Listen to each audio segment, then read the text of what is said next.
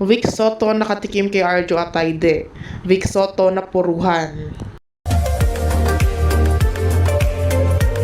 Sa isang nakakagulat na balita ay kinagulat ng showbiz world, kinumpirma ng ilang malalapit na kaibigan ni Vic Soto na pinamanahan niya ng napakalaking halaga ang kanyang anak kay Maine Mendoza.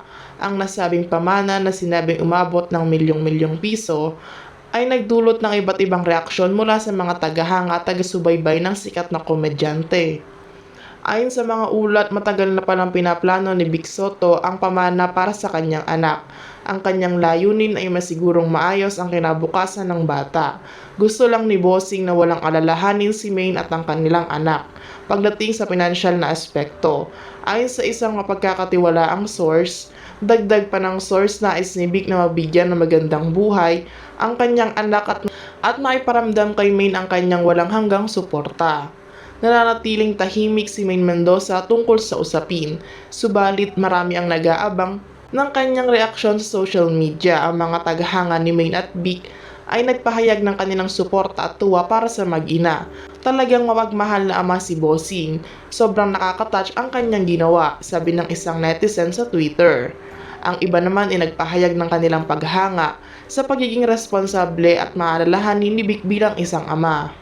Si Vic Soto na kilala sa kanyang mga matagumpay na proyekto sa telebisyon at pelikula ay patuloy na nagpapakita ng kanyang pagmamahal at suporta sa kanyang pamilya. Sa kabila ng kanyang abalang schedule, hindi niya pinapabayaan ang kanyang responsibilidad bilang isang ama. Ang balitang ito ay muling nagpapatunay sa kanyang dedikasyon sa kanyang pamilya. Bukod sa kanyang pamana kay Maine Mendoza at sa kanilang anak, kilala rin si Vic sa kanyang mga malasakit sa kanyang iba pang anak. Mahalaga sa akin ang aking pamilya. Sila ang aking inspirasyon at lakas. Ani ni Vic sa isang panayam. Ang kanyang mga anak ay patuloy na sumasalamin sa kanyang mga prinsipyo at aral na tinuro sa kanila. Hindi malinaw kung ano ang eksaktong mga plano ni Vic para sa hinaharap ng kanilang anak ni Maine.